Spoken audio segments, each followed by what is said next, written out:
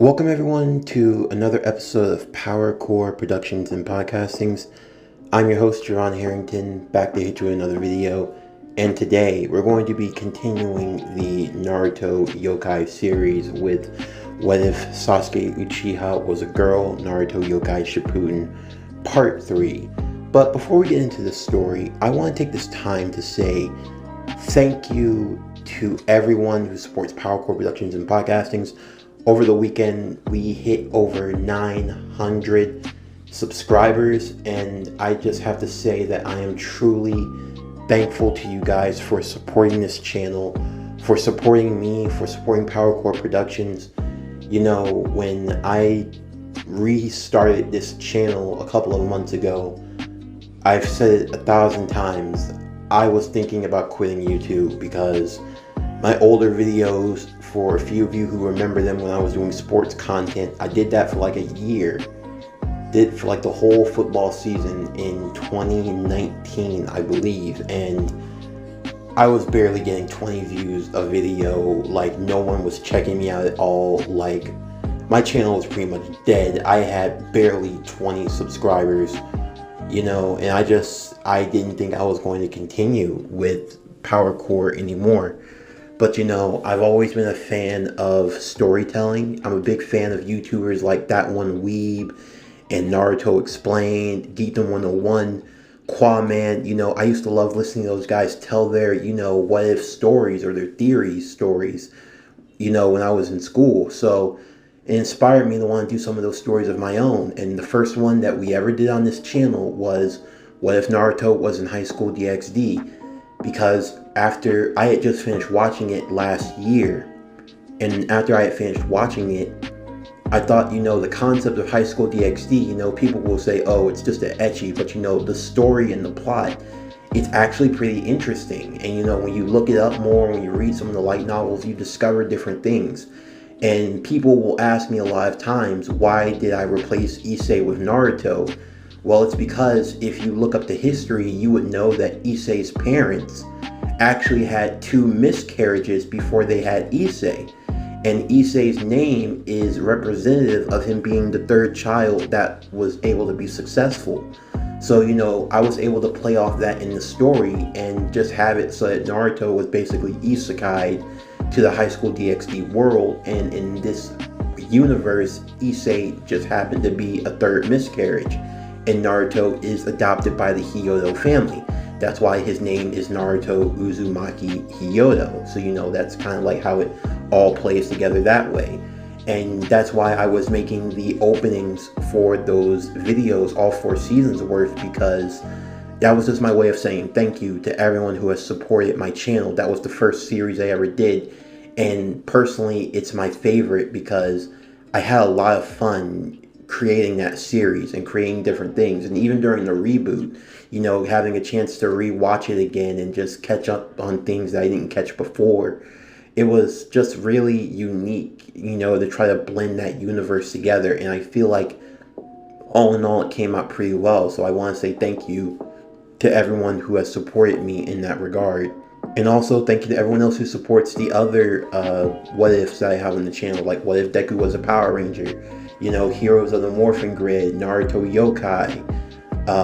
I have other projects that I want to get out also, and I want to try to make openings for those as well, you know, so that, you know, you get like a good flow or an idea of what the story is going to be before you hear it. You know, my videos are only audio, but at the same time, because my videos are in audio format, I want them to be in a way that you can be immersed into the story, you know, sit back and relax and just envision everything that I'm saying. And, you know, maybe one day I can make a short animation of a video that I want to do, but until then, you know, thank you for supporting the audio format for my videos.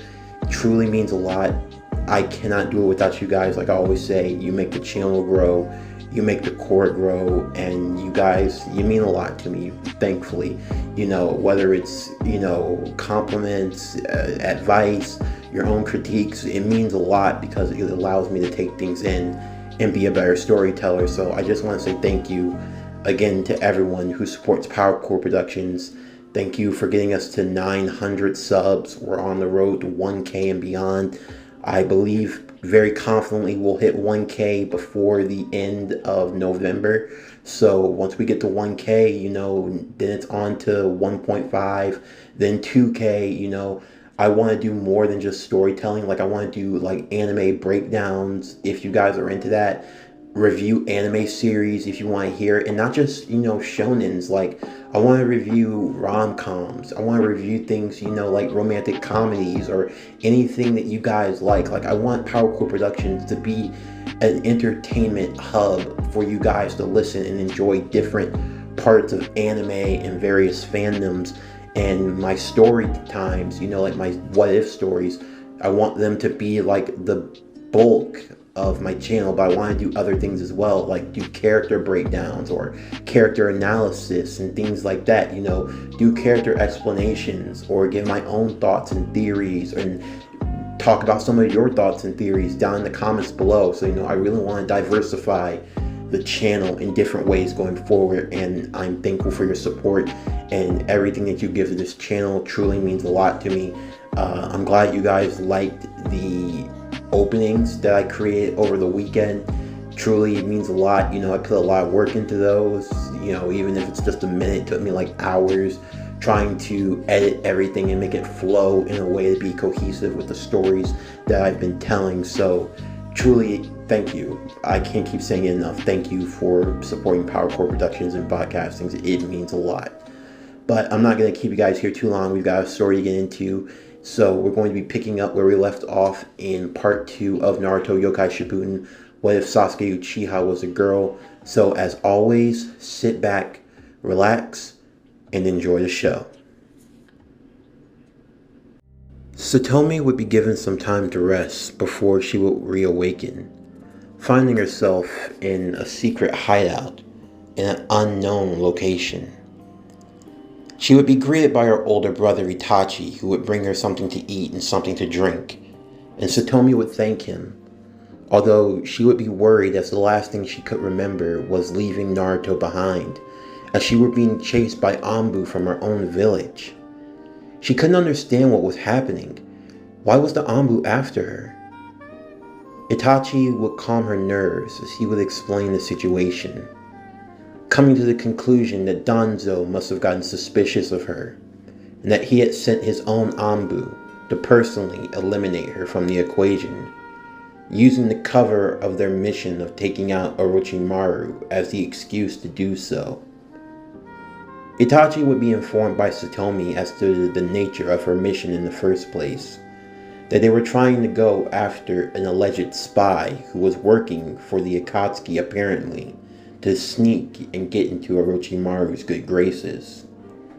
Although from what they had learned, it had been a double turn the whole time, and that Kabuto had always been loyal to Orochimaru, and that Kabuto had been used by Orochimaru as a double agent to get information on the Akatsuki. Thus was why he avoided their detection for so long. Now with all of these news coming to light, Satomi now had to decide what they were going to do. More than likely, she would be held accountable for the 2 Anbu that she had killed, even though it was a kill in self-defense. And Itachi, knowing how greedy Danzo was, he would most likely play on the death of the Anbu as reason to have Satomi executed and to have her silenced. However, they wouldn't have too much time to talk, as Itachi would be gearing up for his next mission. Satomi asking what it was he had to do, he would explain that he and Kisame had been assigned to go to the Stone Country to capture its Jinchuriki, the Four Tails, noting that Deidara had recovered from his wounds from their previous battle, and that he had been given a new partner, and that they were heading over to the Mist to capture the Three Tails Jinchuriki. Satomi would try to ask Itachi not to go, noting that if he were truly on the side of good and working for the Leaf, then he should have no business working with the Akatsuki. However, Itachi would explain to her that it wouldn't be so simple for him just to leave.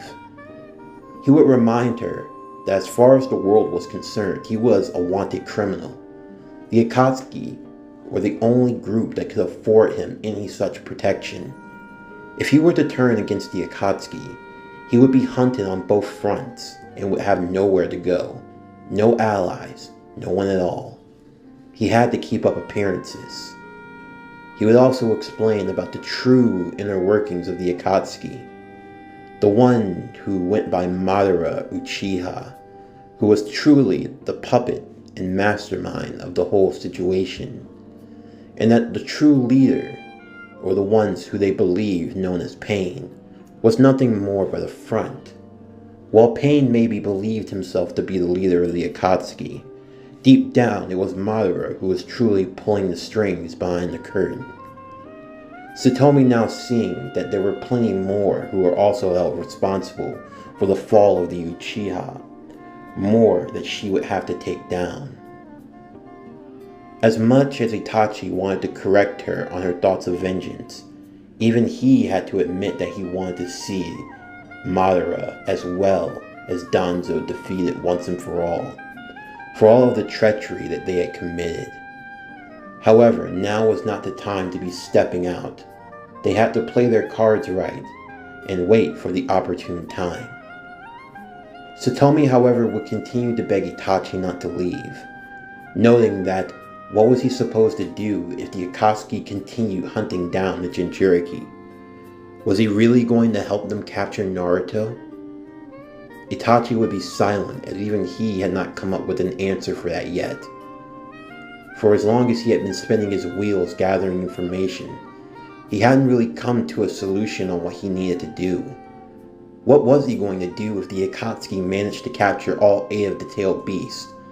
Was he really just going to stand aside and do nothing if they went after Naruto? Sure, he could turn against them and stand with the leaf, but even for as powerful as he was, he could feel his body failing him. And could he by himself be enough to change the tide in a battle that could potentially have Pain and Madara working together? Even with the strength of the Hidden Leaf Village, this victory would not be guaranteed. There were still so many questions that needed to be answered. Many things that he just couldn't quite figure out at the moment. Itachi would tell her that they would talk when he returned. And as much as Satomi wanted to persist, she was in no real condition to do so. She would say nothing as Itachi would walk out of the room and on to his mission. In the meantime, Naruto, as well as the remaining members of Team 7, alongside Jiraiya and now the Anbu, had decisions that needed to be made. Before anything else, they wanted to search the base of Orochimaru to see if there were anything of note that they should take back to the Leaf.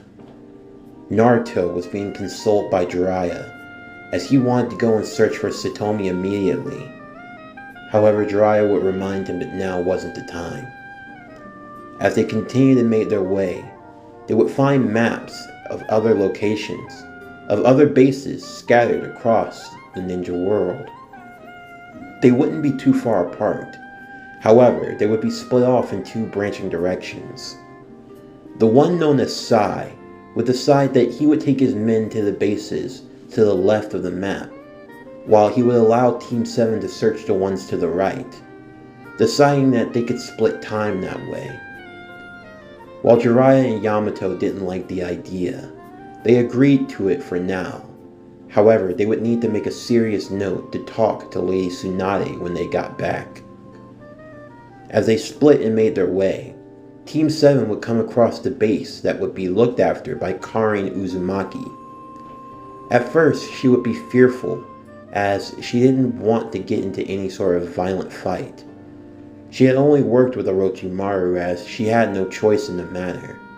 And once she explained her story to them, they were sympathetic and would make sure to promise that nothing bad would happen to her. After all, she were no more than a prisoner to Orochimaru along with everyone else. While there, Karin would learn that Naruto was also a Uzumaki as well, although she would have a hard time believing that he could be a Uzumaki as he lacked the natural red hair that all Uzumaki were known for. However, Jiraiya would step up for Naruto and explain that he was indeed Uzumaki, It was just that he inherited the blonde hair from someone else. With that, Karin would take an interest in Naruto, now seeing him as extended family, the two talking and getting to learn more about one another, as Naruto would learn a bit more about the Uzumaki clan. This would make Jiraiya happy for his student, to see that Naruto was learning of his heritage and his history, thankful that the Uzumaki had not been entirely wiped out. Karin would gladly give up all the information that she had. All the prisoners would be released as they went to the last few remaining hideouts, where they didn't find anything of note. Although they would free one prisoner in particular, out of a wire-like chamber. His name would be Suigetsu, and he would be thankful to the team for freeing him, as he noted that he too were a subject of Orochimaru's. Although he would be surprised to learn that Orochimaru was now dead.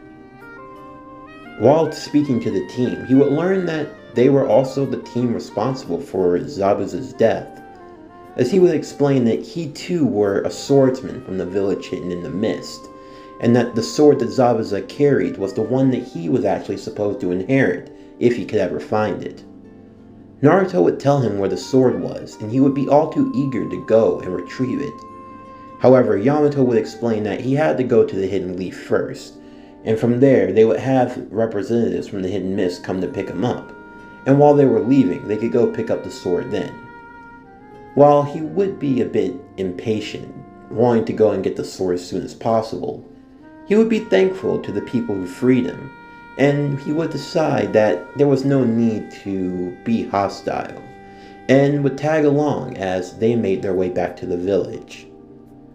In the meantime, Sai's team would arrive to a private-like island where a single prison cell was had. Inside, they would come face to face with a ravenous man with an odd ability to transform parts and sometimes his whole body. They would subdue him and tranquilize him with a sealing jutsu, learning of his name, that being Jugo. Deciding that he would be a good member to add to the foundation, they would bind him before taking him back to the village, having a special Anbu to escort them to their secret hideout, noting that this would be a good prize for Lord Danzo. In the midst of all the chaos and the rubble, Kabuto had just narrowly avoided capture. As he looked through the crater where Orochimaru's body once was, there was almost nothing of the snake Sanin. The Kirin had truly disintegrated his body to ashes. Although he was able to find one thing, it seemed like a husk of his skin, and in it he could sense the traces of Orochimaru's chakra. He got to work immediately using his medical ninjutsu and began to absorb as much as he could. Slowly, he could feel the essence of Orochimaru seeping into his body once more. In the meantime, Team 7 would have finally returned back to the village hidden in the leaves. As they made their way to the Hokage's office, they would be greeted by Lady Tsunade along with the village elders, and in the room would be Danzo. Danzo would shoot a dirty look at Naruto, and Naruto would make sure to give him one back. Naruto wasn't too privy on who Danzo was and the role he played, but he had seen that look in Danzo's eyes, and he was all too familiar with it. It was the look that the villagers used to give him whenever he walked by, the look of absolute disgust, a look of someone who knew nothing about him.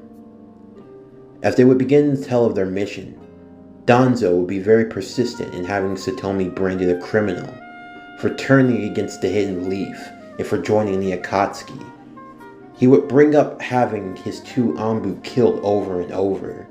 However, Tsunade would be quick to inform him that his Anbu would not have died if they had not interfered with the mission. However, Danzo would remark that he had his own reason for sending his men out. Tsunade and Danzo would enter into an exchange of heated words. Tsunade not being much of a pushover like the Lord Third was. However, she would often find herself outnumbered by the council. When Danzo began to speak down on Satomi's name, Naruto had heard enough as he yelled at the old man to shut up. The others would be shocked at Naruto's very audacity, even Tsunade, not seeing Naruto ever been this angered before. Danzo would slowly rise to his feet as his guards would step forward, warning Naruto not to get closer. However, the room would grow deathly silent and grow strikingly cold, as Naruto would give off just a faint trace of the Nine Tails chakra, as he looked Danzo dead in the eye. And Danzo, even for all of his hidden ability, felt a small shiver within him. Naruto would make it very clear that they were going to get to the bottom of things, and if Danzo so much as even attempted to lay a finger on Satomi, he had no problem going up against him and his entire foundation. Danzo would ask if Naruto really cared for the young girl so much that he would be willing to commit treason against the Leaf. Naruto would say nothing. However, his look would be all of the answer that Danzo needed, as Danzo would simply shake his head, stating that Naruto, with all the potential, was truly a fool if love was allowed to exist in his heart. He would comment that a monster didn't need such emotions. And he would say that Naruto, the way he was now, was nothing more but the true living embodiment of the third Hokage's foolish ideologies and his failures. Before Naruto had a chance to move, Jiraiya would grab him by the shoulder. Even for as much as Naruto wanted to let loose, he respected his master enough not to say or do anything. However, Jiraiya would place a shoulder on Danzo, and he would tell him that he would be wise to watch what he says, for even he cannot contain a caged beast. Danzo would then leave the room, as Naruto and the others would try to calm themselves, before explaining the situation at hand to Tsunade. They would introduce Karin Uzumaki, who would be a bit shy at first. However, Tsunade would reassure her that everything would be fine. Tsunade explained that she too had Uzumaki blood. Naruto would be shocked by this, however, everyone else would be more shocked that Naruto didn't know. After all, she was the granddaughter of the first Hokage. Naruto understood this, but what he didn't know was, how was she connected to the Uzumaki? This is when Tsunade would have to explain to Naruto that her grandmother was Mito Uzumaki, and that just like him, she was once a Jinchuriki as well of the Nine Tails. This would blow Naruto's mind completely, as he had always referred to Tsunade as Granny Tsunade, but now in a way she was actually like his grandmother in a sense, or at least they were family. Tsunade would then wearily nod her head, explaining that it was because of that fact that she let Naruto get away with calling her Granny Tsunade so much. Naruto, now feeling a bit confused, would be even more happy, as now it felt like he was gaining more family all the time. Of course, there was Team 7, who he always considered his family, and even Iruka-sensei and Jiraiya, who had always been like a godfather to him. But to now know that there were other bonds that he shared with other people, it truly did make him happy. However, he would feel a bit solemn, as right now there was one person that he missed above all else, and that was Satomi. The team would be given time off to rest, Jiraiya also, as he needed time to recover before he would continue his spy network once again. Not long after, the Hidden Mist would send their representatives to come and pick up Suigetsu, who was enjoying his time at one of the lodging inns, although he had to have two Anbu who would be with him as his guards. It would be Chojuro, the Hokage's assistant to the Mist Village, or the Mizukage, so to speak, as Chojuro would arrive with two Mist Anbu. He would be very humble, and he would thank Lady Tsunade for having Suigetsu return to them safely. Suigetsu would be surprised to see that Chojuro was all grown up, and even more surprised to see that he had one of the 7 blades of the mist. Chojuro would be happy to see a fellow swordsman had been alive, and they would depart, going to the land of waves to pick up the executioner's blade, and Suigetsu would officially take his moniker as one of the 7 swordsmen, returning back to the Hidden Mist Village, where he would be brought back in and debriefed, learning of everything that had changed, learning that the previous Mizukage Yagura had died, and that Mei had taken over as the new Mizukage, and that things had changed, and that the village was no longer as dark, or even like the old Blood Mist Village like it used to be. He would be welcomed back in, and he would be given the executioner's blade. And even more so, he would be allowed to be one of her primary guards, as he had the skills for it, as she noted that she could take a vested interest in his training. And with that, Suigetsu would be back in the Hidden Mist, working alongside Ao and Chojuro. Meanwhile, back in the Hidden Leaf Village, as Naruto had recovered, he wasn't sure what he should do now. He wasn't really being given any missions at the moment, but he still felt as though he were lacking something. Jiraiya had already healed up, and he was preparing to leave to go on a brief run, as he had a few networking spots that he had to meet up with. Before leaving, he would tell Naruto that he should try working on that jutsu that he never got a chance to finish. Naruto would remember that during his 2.5 years of training, he had become a better user of his wind-style jutsu, learning a few more that he could from Jiraiya, and getting a better hang over it. However, he had tried to do something that he thought were rather impossible, to combine the wind element to his Rasengan. Of course, the training wasn't too hard, but still it was something that he had to wait for. Kakashi had been informed of what Naruto's training had entailed, and Kakashi decided that he could take over while Jiraiya was gone. Jiraiya would be back in a few weeks before giving a debriefing to Lady Tsunade, and in that time, Naruto would be given a chance to master his Wind Rasengan. From here, Kakashi and Yamato would help Naruto in developing the Wind Rasen Shuriken.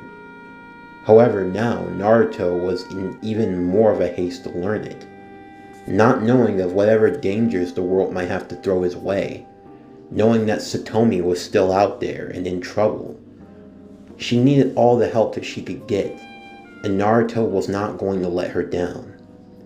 He took his Wind Rasen Shuriken training very seriously, so much to the point that Kakashi and Yamato had to sometimes restrain him and force him to stop. Kakashi understanding all too well what it meant to lose someone closest to him. He knew what was going through Naruto's mind, and now more than ever, Naruto needed support.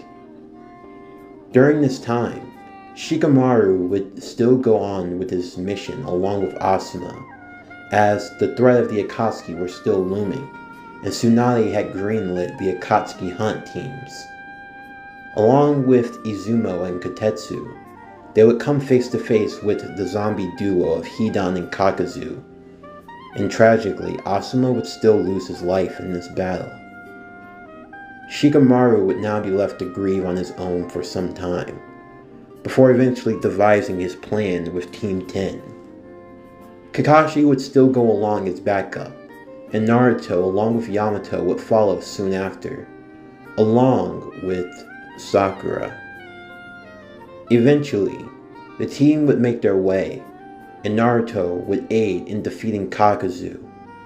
However, this time, there would be no need for Kakashi to deliver the killing blow, as Naruto was already pumped up. he would take to facing Kakuzu on his own. And through the power of his newly acquired Wind Rasen Shuriken, he would deliver the final blow, but now with even greater authority, placing the nearly 100-year-old shinobi into the ground, taking him down once and for all.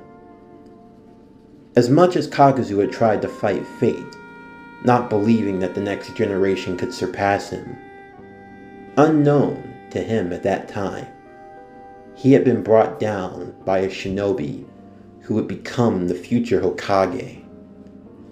With that, he could take solace, knowing that he would be the only shinobi who would have ever have fought the first and soon seventh Hokage. With the defeat of Hidan and Kakuzu, the teams would soon return back to the village hidden in the leaves. As they did so, Jiraiya would return from his round of spy gathering as well, and he would be proud to learn of how far Naruto had come, as well as giving his own debriefing to Lady Tsunade, giving her the information on everything he had learned. The key thing was that the leader of the Akatsuki and his movements could be traced back to the Hidden Rain village, citing that as being his next priority. Tsunade would argue that she should accompany Jiraiya, believing that if he were facing such a dangerous mission, then he shouldn't go alone. However, Jiraiya would assure her that he wasn't going to be taken down so easily, and that he had stopped by in the Hidden Leaf to see how Naruto was holding up before he made his way to the Rain Village. However, he was also planning to stop and see her. The two would go out for drinks just a few nights before he had to leave, and during that time, he would explain that there were a lot of things that he had often regretted in his life. Of course, he understood why Tsunade never wanted to date him, although he wouldn't remark that he wished he had gotten the chance. That was when Tsunade would make a wager, always believing that she were the sucker and the loser of the bet anyway. She bet that if Jiraiya came back alive, then he would get his date. Jiraiya would take her up on that offer.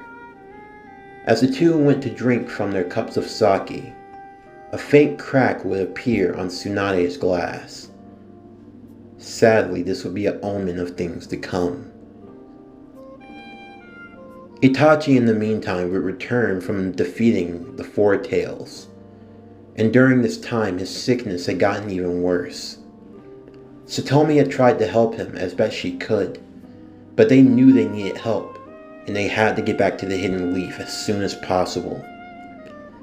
This is when Satomi would come up with the plan. They would send word to the Leaf to someone that they trusted.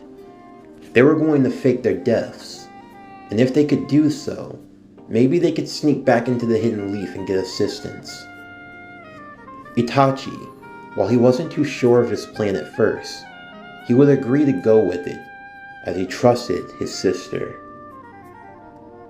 Kakashi would get a visit one night, as a crow would peck on his window. The crow's eyes would be emblazoned with the Sharingan. Kakashi would meet it with his own Sharingan, and he would be placed in a temporary Tsukuyomi, where Satomi and Itachi would explain their situation. Now knowing that Danzo had been behind it for all along, he had to help his student as soon as possible. They would tell of the plan to fake a fight, and that while they were doing so, they would leave the other member Kisame out in the open. If they could bring him down, that could cripple the Akatsuki even more before they made their way back to the Leaf. Kakashi would make sure to tell Tsunade of the plan in secret. Now understanding what had truly happened, she had to get help to Itachi, as well as Satomi, and get them back to the village as soon as she possibly could.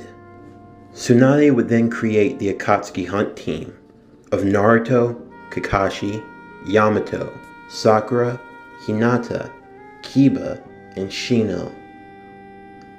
While Naruto and his team were preparing to leave, Jiraiya was also preparing to leave as well.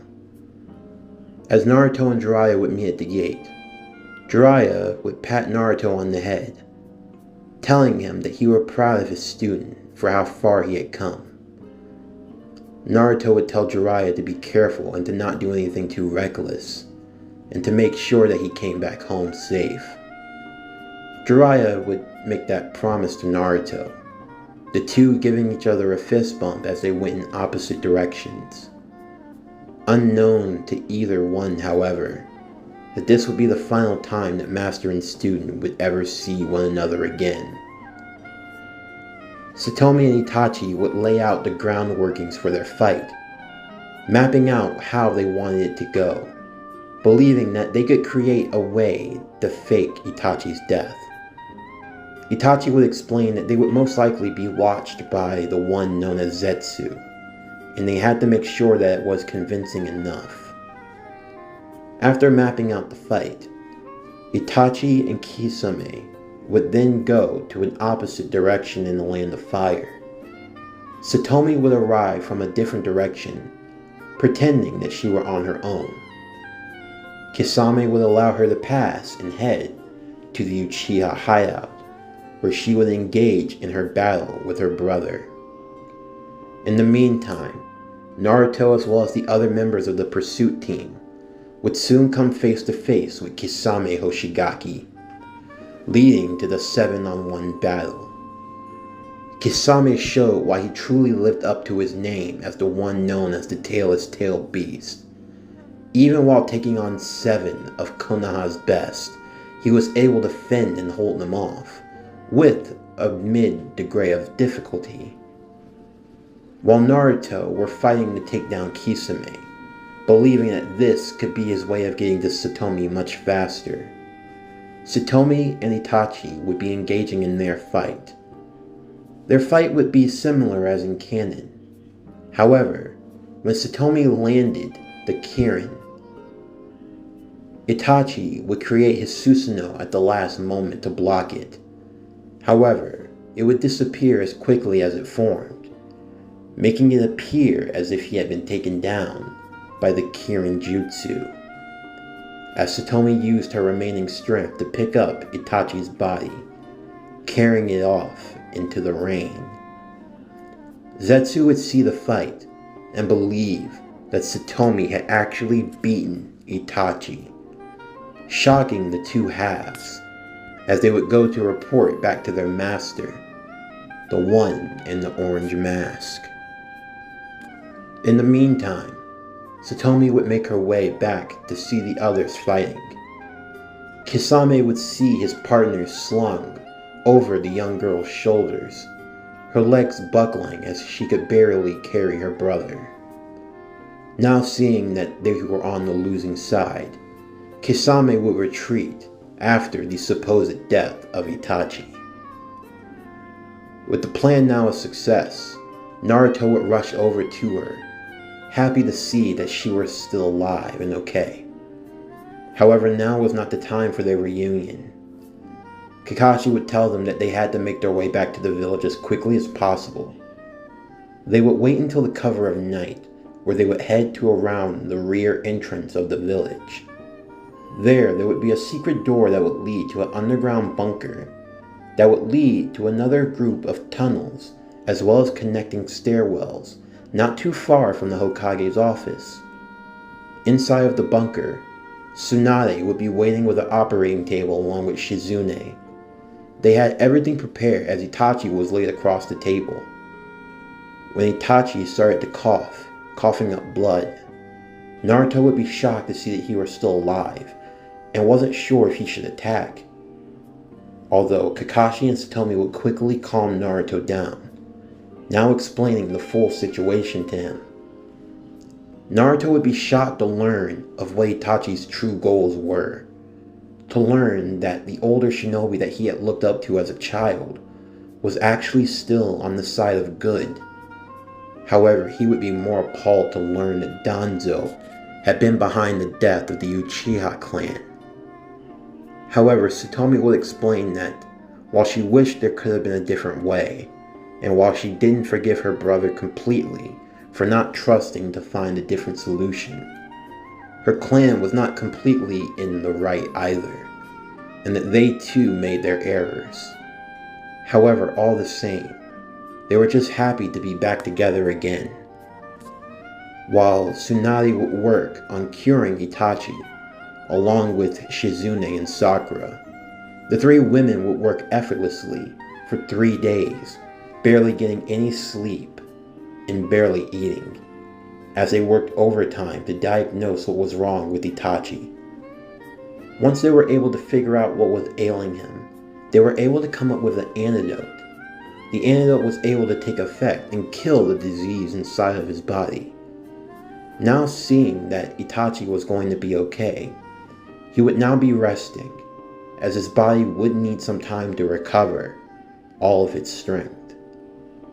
And in the meantime, they would have to get to work on figuring out how to clear his name. Itachi was on their side, and a valuable asset to the Hidden Leaf village. They couldn't just let him be executed and killed off, especially since it would have played into Danzo's hands anyway. While there were still many more things that needed to be worked out, Satomi would be kept in hiding. She would stay in the bunker with Itachi until they could figure out what they were going to do. However, even despite their best efforts to hide, there was a bug. A tiny insect that was crawling in the corner of the room.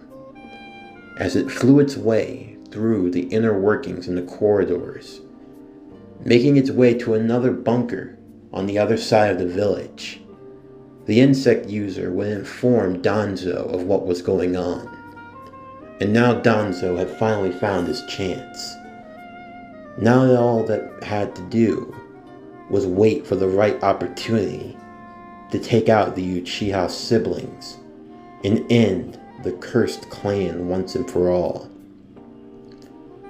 In the meantime, word would soon come back to the village of the death of Lord Jiraiya.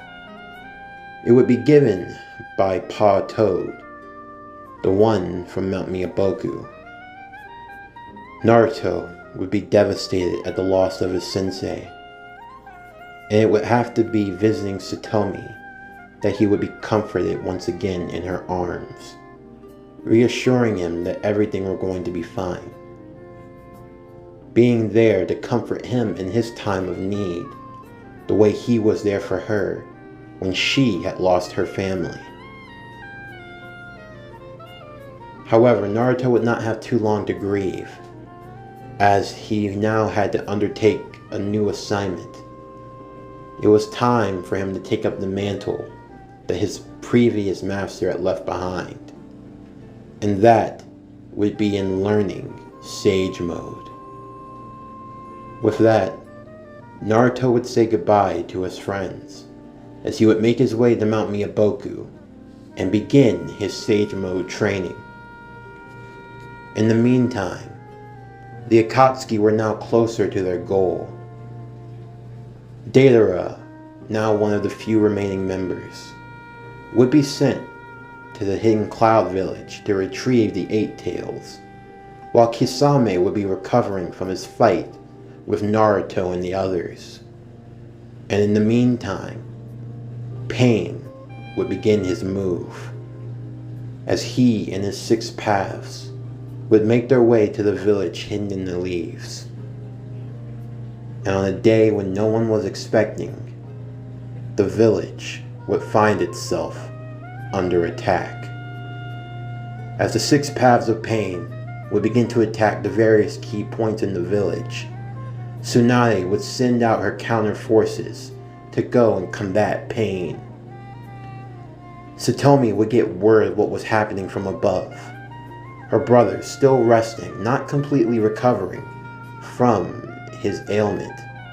Even with the cure, he would need time to rest after his procedure. She was preparing to leave him behind before going up to help aid the others, as she would be one of the few capable of doing so. However, from the other side of the room, the door would open. It was the only door that led to their way out. Inside of the room, Two men in Ambu masks would be standing to the right and to the left, as one man walked forward in between them. It would be an older man with a cane, his eyes bandaged, and his right arm hidden under his sleeve. As he stepped forward, Satomi's eyes would awaken with the Sharingan, as she was all too familiar with who this man was. With the village being attacked from above, Naruto nowhere in sight, Satomi would find herself alone, as she was now coming face to face with the man who had been responsible for all of the pain that her clan had gone through, for all the pain that Naruto had gone through, and her older brother especially. Satomi stood at the ready as she came face to face with Danzo Shimori. And this is where we are going to wrap up today's video of What If Sasuke Uchiha Was a Girl? Naruto Yokai Shippuden Part 3.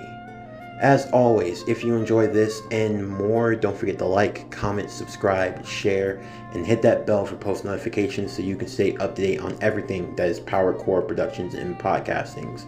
Again, always make sure to hit that subscribe button because a few of you guys are not currently subscribed to the channel, about 60% of you, and it really does help the channel and the algorithm get more of the content out for the masses, the more people that like it and the more people that view it. So again, make sure that you are subscribing when you watch the videos. Make sure you hit that like button and also leave a comment. Tell me what you liked, tell me what you didn't like. Tell me some videos and ideas that you want to see on the channel, and I'll try to get that out in the future as well. But until next time, that's going to do it for the end of today's video. I'm Javon Harrington with Power Core Productions and Podcastings, signing off, and I'll see you next time.